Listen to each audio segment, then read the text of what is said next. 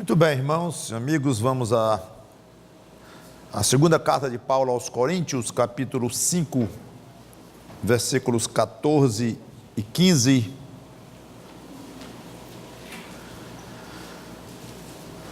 Segundo aos Coríntios, capítulo 5, versículos 14 e 15, continuando a nossa exposição desta carta, que é a mais pessoal do apóstolo Paulo.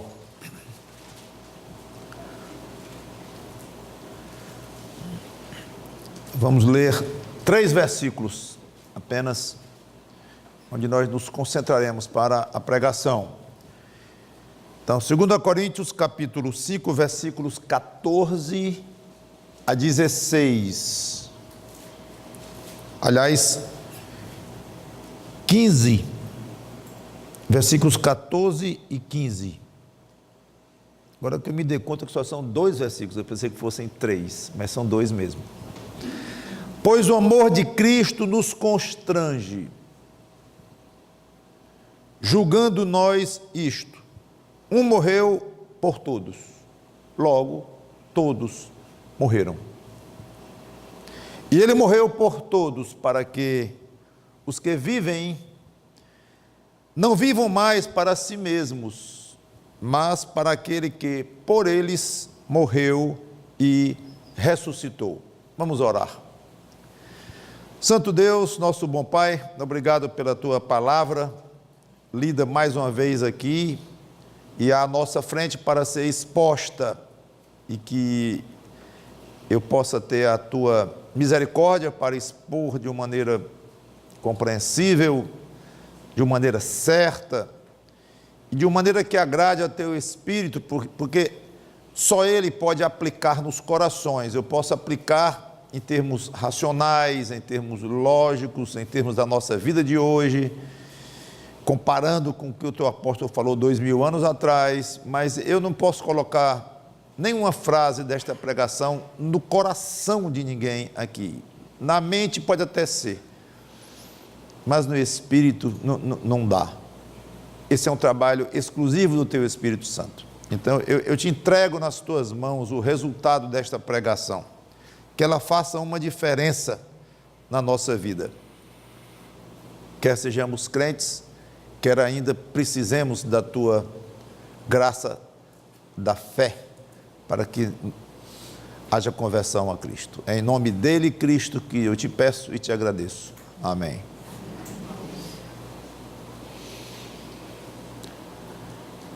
Paulo continua o assunto anterior com esse pois o amor de Cristo nos constrange. Aliás, o assunto anterior terminou com uma frase um tanto quanto misteriosa, que eu já expliquei no domingo passado, porque se enlouquecemos, é para Deus, e se conservamos o juízo, é para vós outros. Um pouquinho estranha a frase, mas já expliquei e não precisa repetir, e mais do que estranha, ela é gostosa e muito rica para nós, como eu já expliquei. Então, porque o amor de Cristo nos constrange. É importante deixar claro aqui que esse amor de Cristo não deve se referir ao amor que Paulo tinha por Cristo, ou que o crente nutre por Cristo, por mais verdadeiro que seja este amor, mas é o amor que Cristo tem por nós, ou que Cristo mostrou por nós. Esse é o contexto aqui. O amor de Cristo nos constrange. Esse é o tipo da tradução que facilmente nos leva para um pouquinho distante do sentido. Porque nós usamos o verbo constranger muito mais. Ele tem 2 significados básicos no português mesmo. O primeiro que nós usamos mais é deixar sem jeito. Rapaz, eu estou constrangido com isso que você fez comigo, eu não sei nem como agir, eu estou sem jeito, eu estou emocionado, eu estou muito, muito tocado com isso que você fez comigo, que coisa e tal. Tem nada a ver com o texto. Nada a ver com o texto. Porque o original significa apertar, estar entre uma situação e outra, estar em aperto, literalmente significa estar entre duas coisas. Curiosamente, eu fui no dicionário português e o primeiro sentido que tem lá no dicionário, no Ruais, no português, é esse de apertar. Não é o que a gente está acostumado, que vem em segundo ponto lá, não quer dizer que lá tem alguma, não sei se tem alguma ordem em termos de prioridade do uso no português atual, não sei. Mas o constranger, no sentido que nós conhecemos, de ficar sem jeito, ou meio encabulado por uma situação, ele vem no segundo lugar. O primeiro é exatamente o sentido do grego aqui, o sentido exato. É este aqui. Apertar, comprimir, prensar com a mão, pressionar por todos os lados. Era uma palavra usada para quando se queria descrever que uma cidade estava sitiada, estava toda cercada pelo inimigo, ela estava em aperto ali, não podia ir para um lugar nem para o outro. Era também usado para descrever um navio, que através de um canal, os navios eram obrigados a afunilar, quando encontravam um canal pela frente, entravam em fila para passar de um por um, constrangia, apertava. Esse é o sentido aqui. Também usado para encurralar o gado. Quando alguém queria que o gado passasse de um em um, apenas num corredor, numa passagem, e eles afunilavam então o caminho, o lugar onde o gado estava contido. Esse é o sentido literal da palavra. E claro, o sentido figurado é em dificuldade, aflito. Há um sentido quase que secundário desta palavra que dá a ideia de impelir. Aliás, em inglês tem lá compels, o NIV, que é a ideia de compelir. A ideia é a seguinte: alguém que está num aperto, está andando, e aquele caminho começa a apertar, ele como que lhe empurra para uma solução só, para um caminho só, como o gado que está encurralado, ele não tem jeito, ele tem que ir para aquele único espaço pequeno que sobrou para ele, que é onde a pessoa queria que ele fosse, ou um navio, num canal, ou coisa assim. Então tem a ideia literal, primária, de apertar, e secundária, de uma vez apertado, compele, empurra, que tem sentido, até fisicamente, há esta ideia, quando às vezes alguém quer que uma coisa saia de um outro lugar, a gente aperta e sai. Tudo indica que o que Paulo quer dizer aqui é que o amor de Cristo por nós é tão grande que nos deixa sem opção, nos aperta e nos impele a uma determinada atitude. Só temos o rumo a tomar. Essa é a ideia. Apesar de que também nós ficamos constrangidos no sentido de ficar encabulados com um amor tão grande, de ficar sem jeito com uma demonstração tão grande de amor. É verdade, biblicamente verdade, mas não use esse versículo para mostrar isto, porque não é o que significa.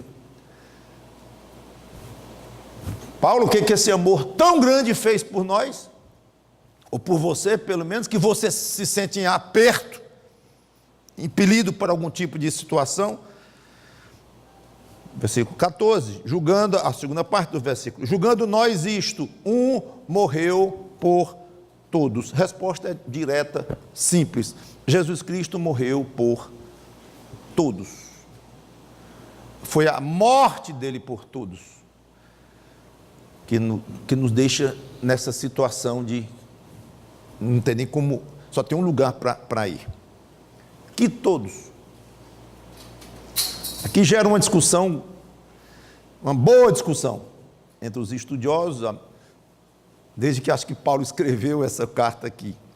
Mas antes de responder o que o texto, entendo eu, fala por todos, deixe-me abrir um parênteses rapidamente, e eu quero comentar um pouco sobre algumas posições sobre a abrangência da morte de Cristo. Por quem Jesus Cristo morreu?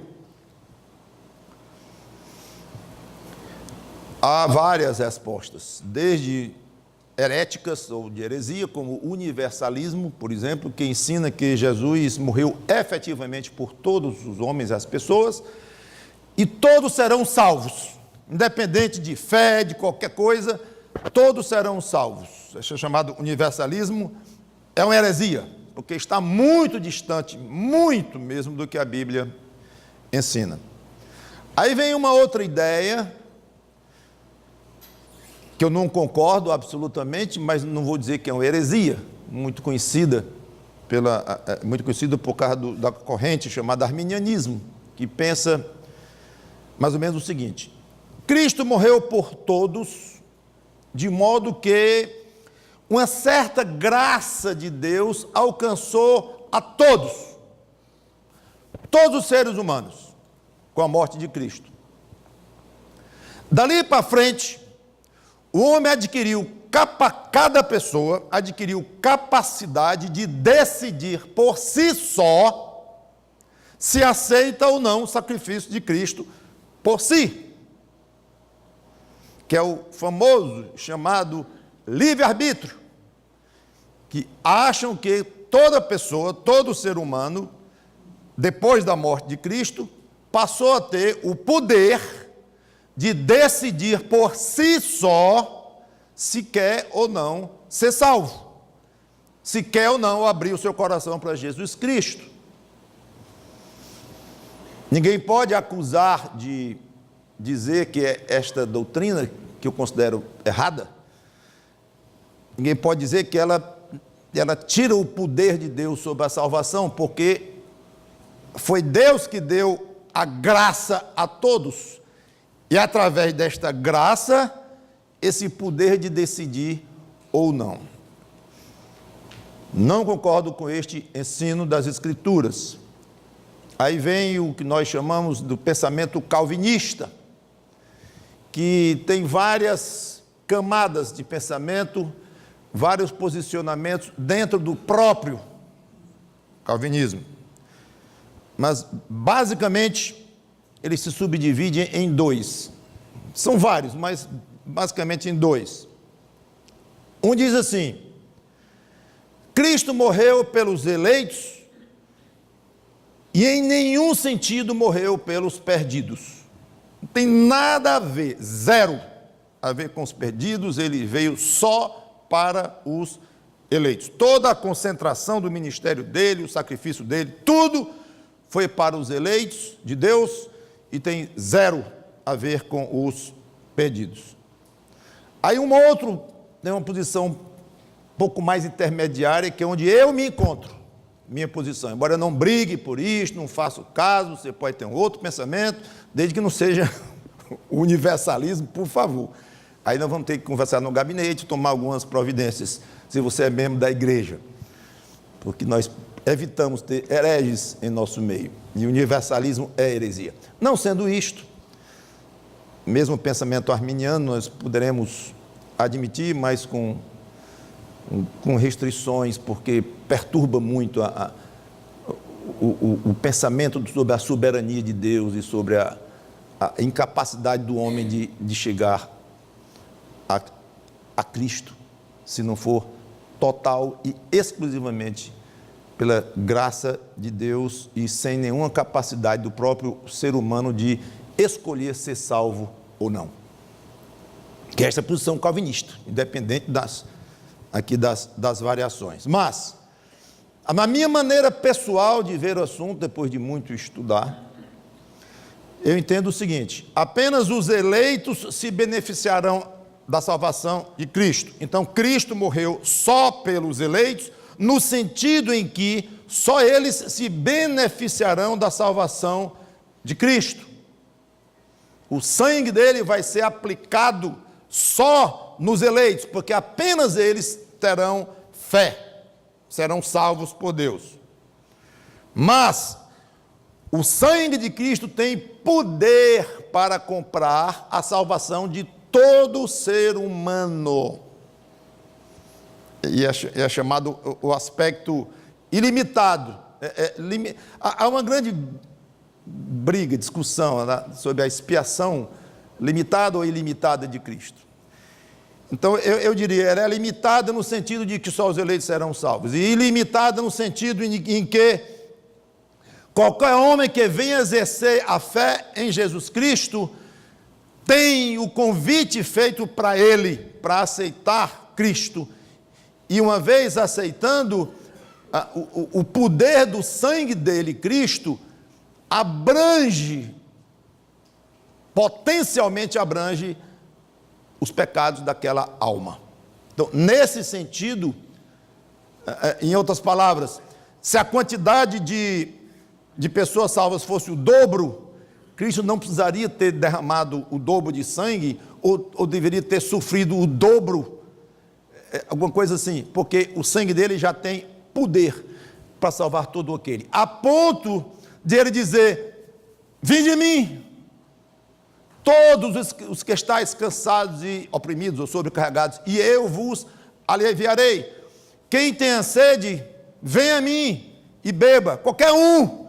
Então, nesse aspecto, a salvação é oferecida a todos, porque foi uma salvação poderosíssima para salvar toda a raça humana. Mas não vai salvar toda a raça humana, mas aqueles a quem Deus escolheu.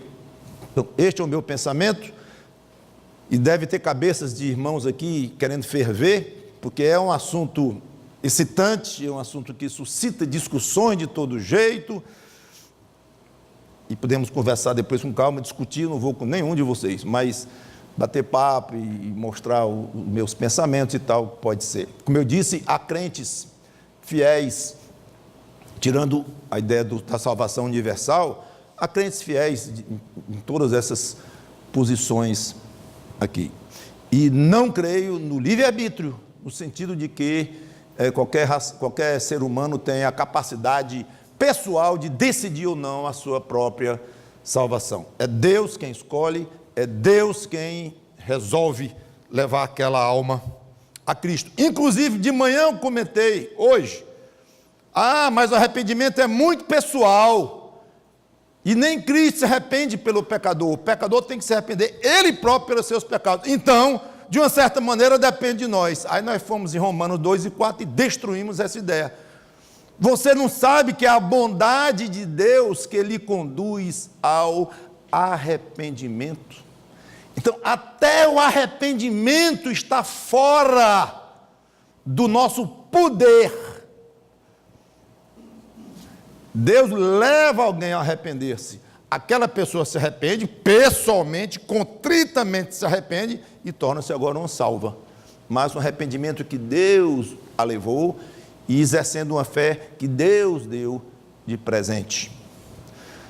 Vamos voltar então para a passagem.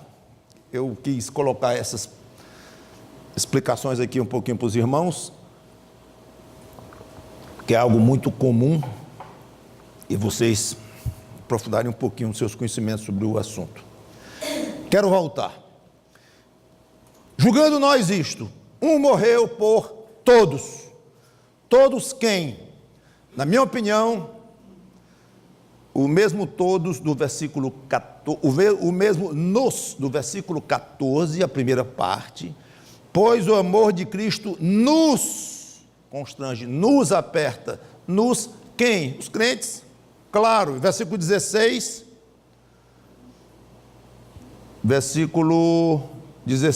o nós. Assim que nós, daqui por diante, a ninguém conhecemos segundo a carne. Se antes conhecemos, esse nós, eu vou comentar na próxima pregação, refere-se a crentes, obviamente, a crentes. Em suma, argumento para lá, argumento para cá, mas eu estou convencido de que se trata de crentes. Ou seja, Cristo, julgando nós isto, um morreu por todos os seus, por todos os que são dele. E o próprio restante da frase reforça a explicação quando diz assim: logo, ou seja, portanto, como consequência, todos morreram. Aqui não quer dizer que todos já estavam mortos em Adão e tal, não. Quer dizer que todos pelos quais Cristo morreu, morreram com ele, pós-morte de Cristo, como uma consequência da morte de Cristo. Então, todos pelos quais Cristo morreu, de fato, morreram espiritualmente com ele. E não se pode dizer isso de toda a raça humana, é claro. Em suma, o salvo em Cristo foi amado de tal forma que Cristo morreu por ele e permitiu que, pela fé, se unisse a ele Cristo, inclusive na própria morte dele, de Cristo. Então, quando o salvo raciocina, como Paulo diz, julgando nós isso, concluindo, pensando, mas é concluindo mesmo do que pensando, quando o salvo pensa, conclui, raciocina, ele chega a uma conclusão: puxa, é tão espetacular o que Cristo fez comigo, que eu fiquei como num aperto, encurralado, e como se tivesse só um caminho a seguir, como já expliquei a palavra. Que caminho? Versículo 15 responde claramente a pergunta. E ele morreu por todos, para que os que vivem não vivam mais para si mesmos. Para que? A fim de que? Indica um propósito. O crente que ganhou a vida pela morte de Cristo não deve viver mais para si mesmo. O objetivo, ou um dos objetivos, mas aqui é o objetivo no contexto da morte de Cristo, esse para que é forte, irmãos. É visando, era um propósito do próprio Deus, que Cristo iria morrer por alguns e aqueles não mais vivessem para si mesmos. Há um tipo de vida, então, concluímos, que não é adequada para o crente. Talvez uma frase que eu poderia dizer depois disso fosse: pastor, e qual é a vida que não é adequada para o crente? Viver pecando. Tudo bem, de fato, está certo. Tanto quanto óbvio, mas está certo. E não é adequado para o crente desonrar o nome de Jesus. Está certo também. Isso eu acho que qualquer um colocaria numa lista. Diga aí, faça uma lista aí das coisas que não são apropriadas para o crente viver, adequadas para o crente viver. Mas aqui tem uma que talvez poucos crentes percebem isto. Não é adequado para o crente o tipo de vida que poderia ser qualificada uma vida para si mesmo. Viver para si próprio não é adequado, é impróprio, vedado ao crente. Gálatas 2, 19 e 20, eu gostaria que vocês fossem comigo lá. Gálatas 2, 19 e 20.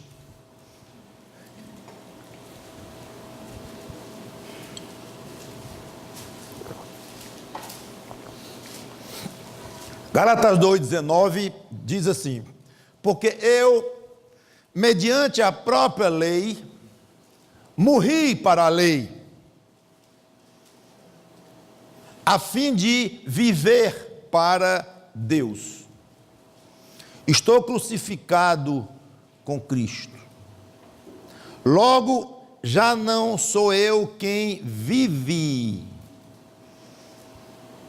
mas Cristo vive em mim. E esse viver que agora tenho na carne, vivo pela fé no Filho de Deus, que me amou e a si mesmo se entregou por mim. Que é o que Paulo tinha está dizendo lá em 2 Coríntios também. Pela própria lei, eu morri para a lei. A lei não me deixa com nenhuma expectativa, com nenhuma esperança. Então não adianta eu querer cumprir a lei, não adianta eu querer chegar à salvação através da obediência às coisas da lei. Não adianta, eu estou morto, estou liquidado. Ele começa dizendo assim: pela própria lei morri. para a lei. É interessante que um comentário que eu li, ele sugere um ponto depois da lei. A pontuação não é do original grego, a pontuação é dos tradutores. Então ele sugere um ponto aqui e fica muito mais interessante de fato. Quer ver? Vejam só. Aqui Gálatas 2,19. Porque eu, mediante a própria lei, morri para a lei. Ponto. A fim de viver para Deus, vírgula, estou crucificado com Cristo. Fica até mais claro, de fato. Abre bem. Eu gostei muito desta maneira de observar. Seja como for, aqui está uma verdade difícil de alcançar em termos espirituais, que a nossa vida pertence agora a Deus, a Cristo, e eu estou morto para a lei. Se eu morri com Cristo, devo viver para Cristo. 1 Coríntios 6, 19 e 20 é mais fácil compreender, porque fala dinheiro. Falou em dinheiro, a gente entende rápido. Talvez mais rápido do que deveríamos. Mas essa fala em dinheiro. Então a gente vai entender melhor do que essa passagem aqui, que é mais espiritual e é mais difícil compreender. Esta aqui é fácil, quer ver? 1 Coríntios 6, 19 e 20.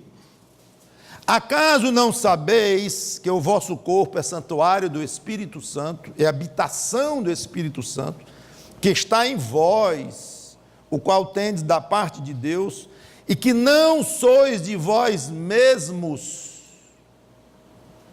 Aí a explicação que ele dá, você vai entender rápido.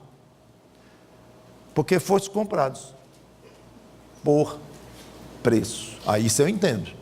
Comprei, é meu. Agora, pois, glorificar a Deus no vosso corpo. Você foi comprado não por dinheiro, mas por uma certa, vou usar a palavra com respeito, entre aspas, umas 10 aspas de cada lado, uma certa moeda, algo que comprou, algo de muito valor diante de Deus, que foi o sangue do Senhor Jesus Cristo. Então ele aplicou o seu sangue naquela cruz, ele permitiu derramar o seu sangue para ter o poder de comprar diante de Deus as almas que Deus daria para ele, Cristo. Então ele comprou você, o seu corpo, a sua alma. Você não é mais seu, você é dele. Dá para entender melhor. Sabe qual é a consequência? O crente que vive para si mesmo, ele está se apropriando de um pedaço de vida que não é dele.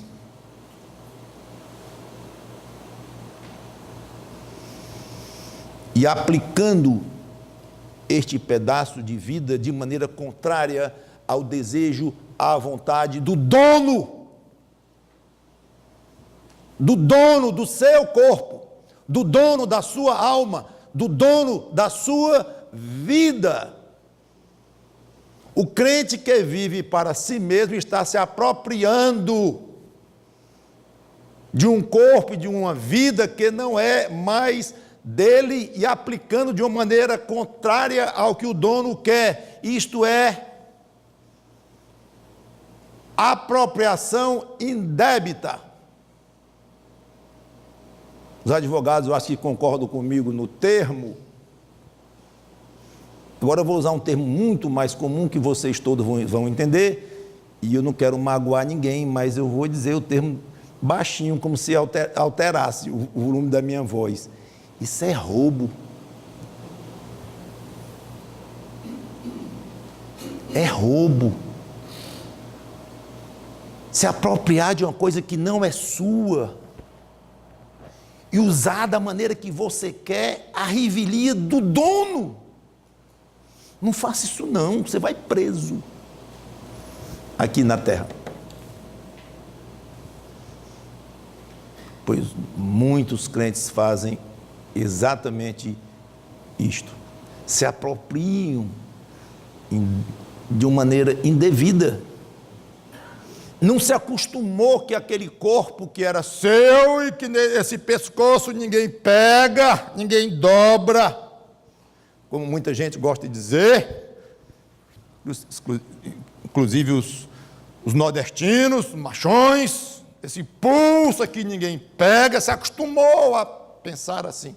Se converte ao Senhor Jesus Cristo e não se lembra da verdade bíblica de dizer assim: esse pescoço que ninguém dobra não é mais seu. Este pulso que ninguém pega não é mais seu. Quem vai dobrar este pescoço é quem o dono do pescoço agora quer. E quem vai pegar no seu pulsozinho é o dono do seu pulsozinho, que não é mais seu, é dele.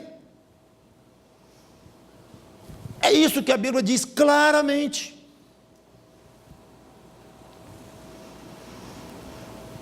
Mas se eu não vivo mais para mim mesmo, então eu vivo para quem? Resposta óbvia. Óbvia. Para aquele que por eles morreu. Lá no versículo 15. Por eles. Esse por significa em benefício de. E provavelmente há o sentido aqui em que esse benefício é no lugar de. Morreu no meu lugar, para meu benefício, por mim. Eu vou dedicar a minha vida agora para alguém que morreu por mim. Agora é muito agradável o crente poder dizer: pois é, meu amigo, Cristo morreu por mim, para pagar pelos meus pecados. Como é que pode? Olha o tamanho deste amor, meu amigo. O próprio Filho de Deus deixar o céu, deixar a companhia do seu Pai, e vir a esse mundo perdido, dar a vida por mim, é muito amor. É tanto amor que eu fico em aperto. Só que Paulo não deixa o crente parar o raciocínio nesse ponto, como se ele perguntasse: ah, então, você acha bom poder dizer que Cristo morreu no seu lugar? Ótimo. E essa substituição foi para valer mesmo? Foi. Para valer. Foi aceita por Deus, pelo próprio Deus Pai, que aceitou aquele sangue e aplicou sobre os meus pecados, e me limpou dos meus pecados, e me justificou em Cristo. Sim, eu afirmo com toda a ousadia, que a substituição que Cristo operou em mim ou por mim naquela cruz foi para valer. Ótimo, parabéns pela sua convicção. Agora, meu amigo, ainda Paulo perguntando: você sabe o que isso significa? Que a sua vida não tem mais sentido à parte de Cristo. Você a teria perdido se não fosse Ele. Sua vida agora é dele. Então é uma questão de lógica, de coerência, de gratidão até, que você tem de viver para Cristo, querendo fazer a vontade dele, para a glória dele, compenetrar-se em dedicar cada dia, cada hora, cada minuto da sua vida, dedicar ao Senhor Jesus Cristo. Não é ficar na beira de uma praia, só vendo o mar para lá e para cá, e a lua cheia quando vier, e dedicando o seu coração a Cristo, e louvando a Cristo, e cantando a Cristo o dia todo, e orando a Cristo o dia todo, e meditando em Cristo o dia todo, porque eu sei que você precisa ganhar o pão com o suor do seu rosto. Mas não é dedicar a vida para ganhar o pão, e nem dedicar o melhor da sua mente, da sua inteligência, da sua saúde, da sua capacidade de raciocinar, de meditar, de pensar, de servir o seu tempo, que é uma moeda valiosíssima na vida de cada um de nós, o nosso tempo. Dedicar, repito, cada dia, cada hora, cada minuto a Cristo.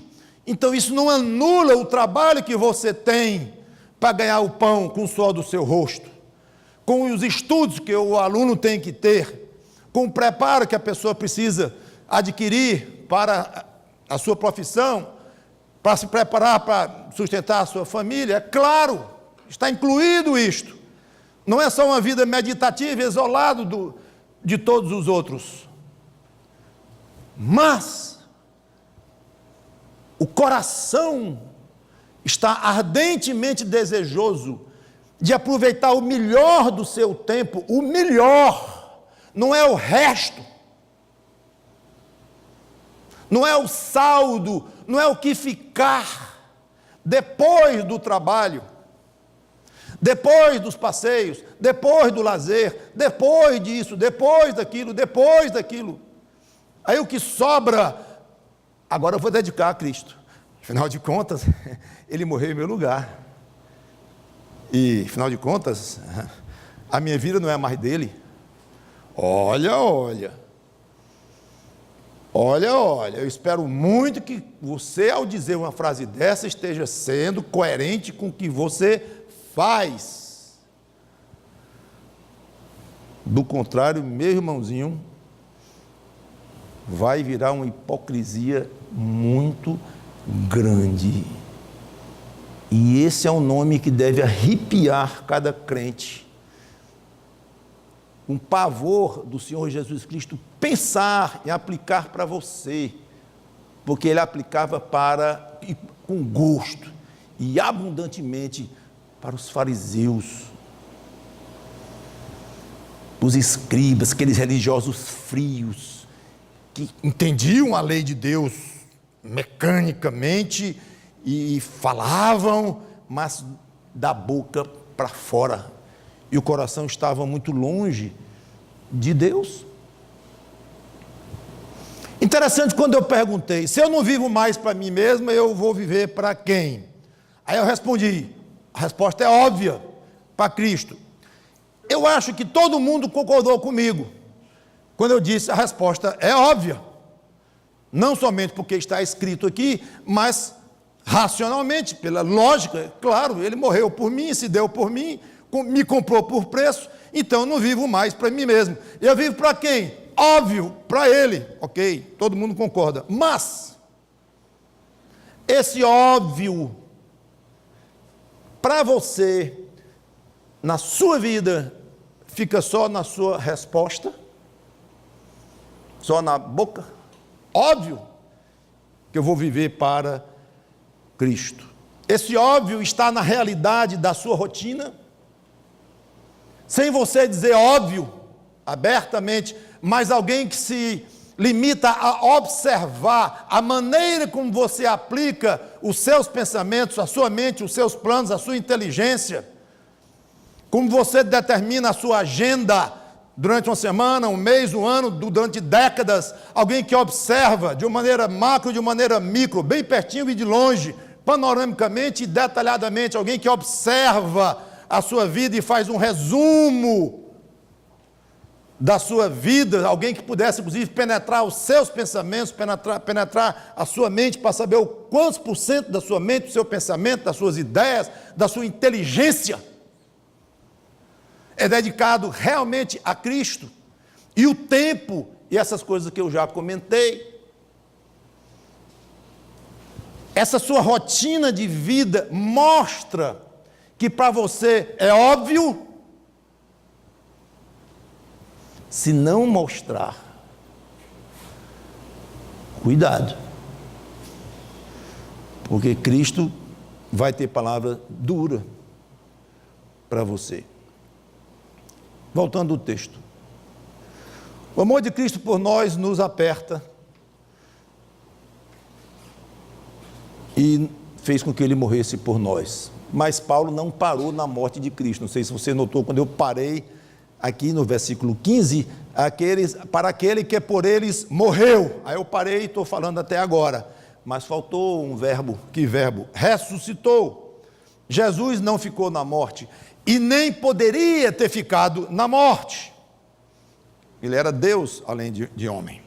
E outros motivos, o tamanho da aceitação do Pai quanto ao sacrifício dele, a aplicação da justificação em nós, muitas outras explicações, até mesmo teológicas, poderiam ser dadas para o fato de que Cristo não poderia ter permanecido na morte, começando com a divindade dele mesmo, é claro. Então ele está vivíssimo no céu, superpoderoso, ressuscitado. E mais, ele nos ressuscitou com ele.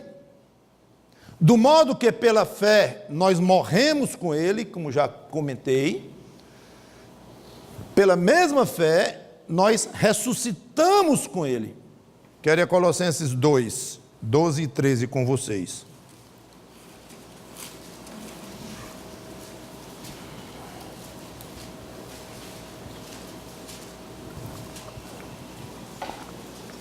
Colossenses 2, 12 e 13 diz assim: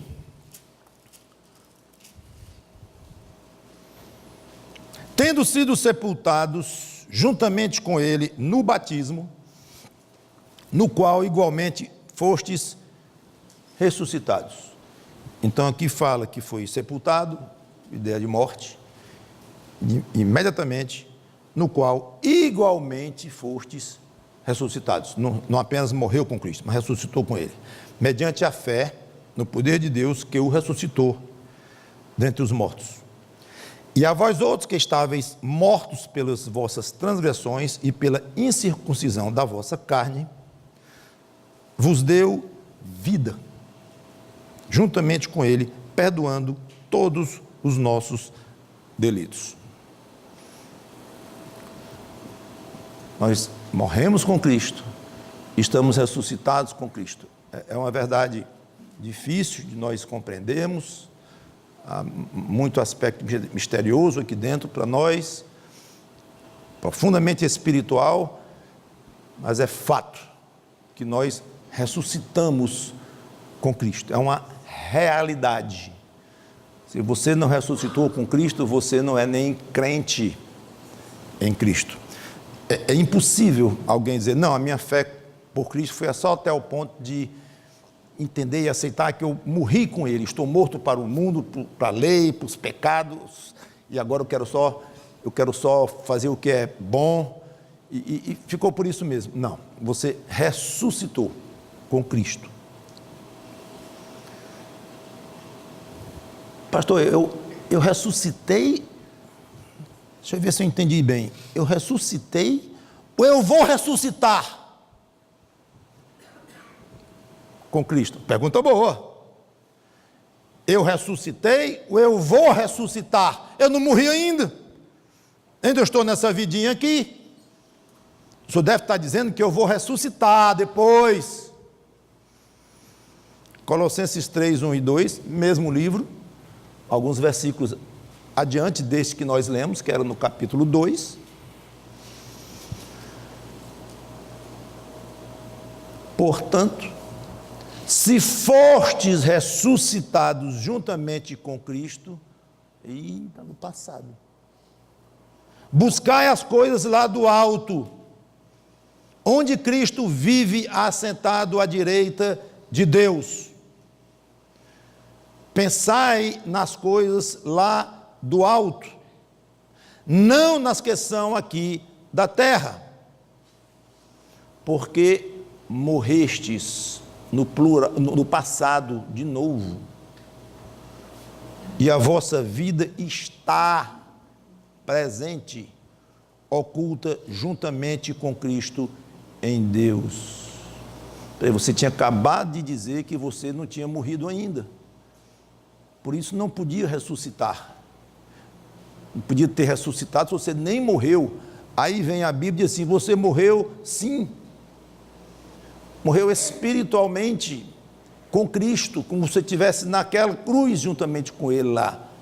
Acabou, está resolvido. Diante de Deus, você já pagou pelos seus pecados. Só que você não pagou coisa nenhuma, que você não tinha poder por isto. Mas Deus entende que você pagou em Cristo. Quando você creu em Cristo, e este sim pagou de fato, porque não tinha pecado algum, então Deus entende, Deus aceita, esta é a maravilha da salvação pela fé. Deus aceita que você pagou pelos seus pecados em Cristo. Então Deus junta você na cruz de Cristo, você está morto. Então nesse sentido você está morto, ok? Fisicamente você está vivo, mas espiritualmente você pode dizer que morreu em Cristo. Ok, tudo bem. Mas, minutinho, ele ressuscitou 3 dias depois. E eu fiquei na cruz, ele se esqueceu de mim lá, não vai dar para eu sair daquela cruz só. Não, você ressuscitou com ele, no passado, ressuscitou, quando ele ressuscitou, então ele é ressurreto, desde o dia, aquele domingo da Páscoa, que ele levantou-se da morte. Então você ressuscitou com ele, é uma coisa passada. Espiritualmente hoje, o crente é uma pessoa, um espírito ressurreto. E ele diz, porque morrestes, e a vossa vida está oculta. Eu acho impressionante já o contraste, né? Porque a impressão é que Paulo vai dizer assim, porque morrestes, e a vossa morte, eu não morri, mas ele já passou lá para frente, você morreu, liquidado, ressuscitou em Cristo, então tem vida agora em Cristo, depois da morte adquiriu uma vida espiritual, pois essa vida que está hoje no presente, oculta juntamente com Cristo em Deus. Pastor, dá para explicar isso direito? Não. Dá não. O senhor está com preguiça, o tempo já está estourado? Não, é porque eu não sei. O que significa dizer que a minha vida... Não sei, totalmente, eu desconfio. Mas eu não sei exatamente o que significa que a minha vida está oculta em Cristo. Hoje, lá no céu, com Ele. Alguns podem pensar, não, esse oculto é o seguinte, é porque ninguém vê a salvação de ninguém, está certo? Ninguém vê, olha para uma pessoa e diz, você é um ressurreto espiritual, você morreu para o mundo e para a lei, e você está ressuscitado em Cristo, eu estou vendo isso em você, ninguém vê.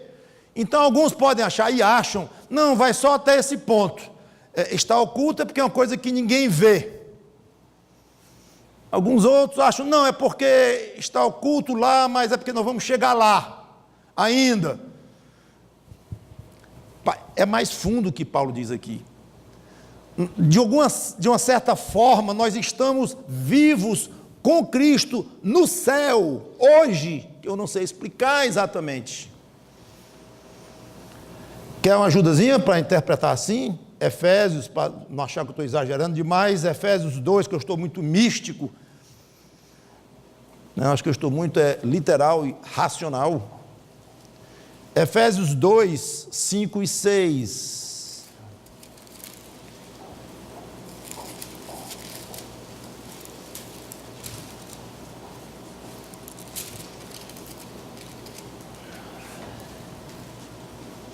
Vamos ler o 4. Mas Deus, sendo rico em misericórdia, por causa do grande amor com que nos amou, e estando nós mortos em nossos delitos, nos deu vida, pronto, já expliquei, juntamente com Cristo, ok, pela graça sois salvos, e juntamente com Ele, nos ressuscitou, ótimo, já comentei, no passado, na nossa conversão, fomos ressuscitados em Cristo, morremos e fomos ressuscitados, ok. E nos fez assentar nos lugares celestiais em Cristo Jesus. O passado, irmãos. E agora falou de lugar. Paulo foi mais fundo, eu diria menos misterioso do que foi lá em Colossenses, quando ele diz aqui, vos fez assentar, não pode ser atual não, é porque profecia é algo tão certa, que às vezes a Bíblia fala de uma profecia no futuro como se tivesse sido já acontecido, é o caso aqui, alguns acham, eu não creio, eu sei que há muitas profecias na Bíblia que ainda vão ser cumpridas, e que tratam como se já tivessem sido, porque são certeiras. A quem Deus justificou, a esses glorificou. E Deus não nos glorificou ainda, por exemplo. E está no passado. É um exemplo típico. Tem muitos casos assim. Então, alguns acham que a explicação é esta. Não, eu não estou no céu lá com Cristo hoje, mas é uma profecia tão certa que eu vou estar, que Paulo já colocou como tivesse acontecido. Respeito esse pensamento, mas não concordo. Eu acho, juntando inclusive com Colossenses, que Paulo ele foi bem mais fundo do que isto, falando de uma realidade que já existe hoje em nossas vidas. De alguma forma nós estamos presentes hoje no céu. É muito forte a nossa ressurreição com Cristo, irmãos. É muito forte a nossa ligação com o Senhor Jesus Cristo. Nós fomos feitos membros de um corpo do qual Ele é o cabeça, uma ligação orgânica. Então, e fisicamente, aí que nós não estamos mesmo com Ele, o pé, a mão, as orelhas, não estão com Cristo hoje, lá no céu. E ainda disse aqui, Paulo ainda botou o detalhe, à direita, não é nem à esquerda, é à direita, nos fez assentar nos lugares celestiais em Cristo Jesus. Aqui não fala à direita, mas em outra passagem fala. Irmãos, eu vou encerrar.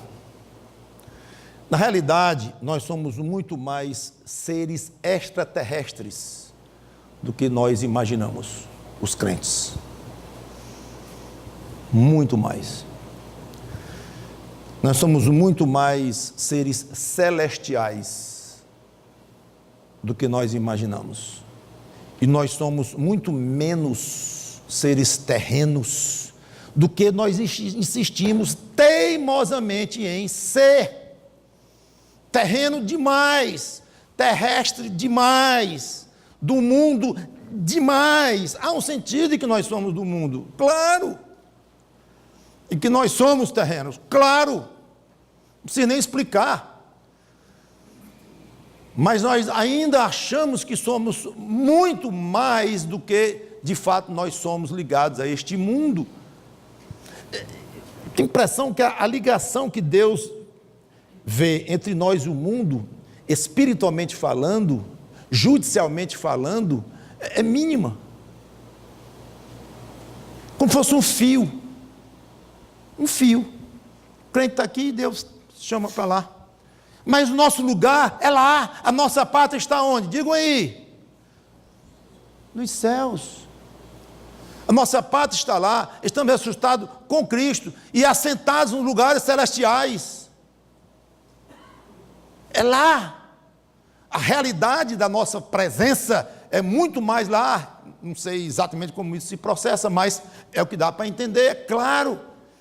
E a realidade da nossa ligação com a vida aqui, com o tal do suor do rosto, para ganhar o pão e tal, é mínimo. Aos olhos de Deus, o assunto está resolvido entre vocês e esse mundo. Está resolvido ou não está, não? Como se Deus perguntasse. Ou você não entendeu bem que você morreu para o mundo, que você morreu para a lei, mediante a própria lei, que você morreu com Cristo naquela cruz. Você não entendeu bem, não? Meu amigo pastor Timóteo gosta de dizer que quando os filhos eram pequenos, ele dava uma ordem e... Pai, pode isso aqui. Não. Mas, pai, qual foi a parte do não que você não entendeu? Então, qual foi a parte disso tudo que você não entendeu? Porque talvez você é tão ligado com o mundo ainda que Deus vai dizer, você não entendeu, não. Está vivendo igualzinho como antes. A única diferença é que você agora é membro de uma igreja batista ou de outra denominação protestante qualquer, faz parte de um hall de membros e você foi batizado, passou por esse processo aí, participa lá de uma ceia lá na sua igreja e você dá o dízimo e você frequenta os cultos. Você acha que é isso? Ter morrido com Cristo, ressuscitado com Cristo, e você acha que eu dizendo que você está assentado nos lugares celestiais com meu filho lá hoje, o que tem a ver com o que você faz aqui? Está fora. Eu vou deixar isso com vocês.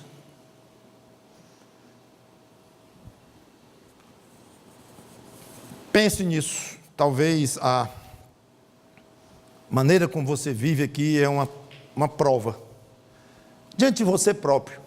O mais importante é você concluir algumas coisas diante de você próprio. Também é importante concluir diante de irmãos e de igreja e do próprio mundo, mas o mais importante é no seu próprio coração. Não sei, talvez seja uma demonstração, irmão, irmã, que você ainda entendeu pouco do que aconteceu com você na sua conversão, considerando que você é um convertido no Senhor Jesus Cristo. Tudo bem que você diga que Cristo lhe amou porque morreu na cruz por você, mas não se limite, por favor, não se limite a repetir isso meio mecanicamente, só falando nisso, no português crental, do crente, que todo mundo gosta de ouvir, já está acostumado a ouvir mesmo. Cristo morreu por você, você diz isso e canta isto, mas não faça isso, não diga isso, meio mecanicamente, sem se sentir em aperto, irrequieto, impelido de fato a viver de uma maneira diferente. Espero que você ainda não esteja muito rasinho na compreensão do que Cristo espera de você, do que Cristo fez com você, lhe ressuscitando, do jeito que Ele ressuscitou e levando para os lugares celestiais, misteriosamente e um dia plenamente, quando Ele nos tirar daqui. Reflita nisto e viva mais para Cristo, meu irmão, minha irmã, menos para o mundo, menos para você próprio, menos para o tal do pão do suor do rosto, menos para as coisas daqui, para os títulos daqui, para os prazeres daqui, menos, e mais, muito mais para as coisas do alto, onde Cristo vive e está sentado. Pronto, é ali que está dizendo em Colossenses 3:2, onde Cristo vive e está sentado à direita de Deus, é ali, à direita de Deus, e nós estamos, nossa vida está juntamente com Ele lá. Espero que você faça disso uma realidade na sua vida, não mais uma coisa que você vai dizer de cor.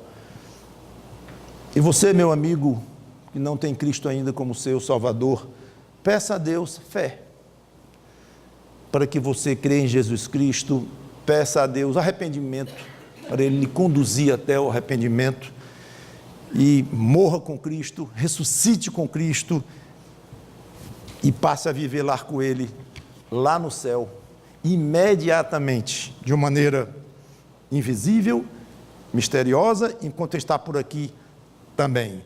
Mas essa vidinha aqui, entenda, deverá dali para frente ser altamente secundária, e muito breve, o fiozinho que une você a esse mundo vai cortar, e você estará no céu. Se não, o fiozinho que liga você a esta vida será cortado, e você irá para o inferno, que é o lugar onde todo ser humano vai, se não tiver Cristo como seu Salvador, se não tiver morrido com Cristo e ressuscitado com Cristo. A Bíblia é claríssima quanto a isto. Então, apelo para você, meu amigo, minha amiga, que está ouvindo esta palavra, pense seriamente na sua situação e vá até Cristo, e você vai ver o que Ele vai fazer na sua vida. Vamos orar. Obrigado, Senhor Deus, pela Tua palavra, que o Teu Espírito Santo, como eu orei no início, aplique poderosamente em cada vida, em cada necessidade, em cada situação, para a honra e glória de Cristo. É em nome dEle que eu te peço e te agradeço. Amém.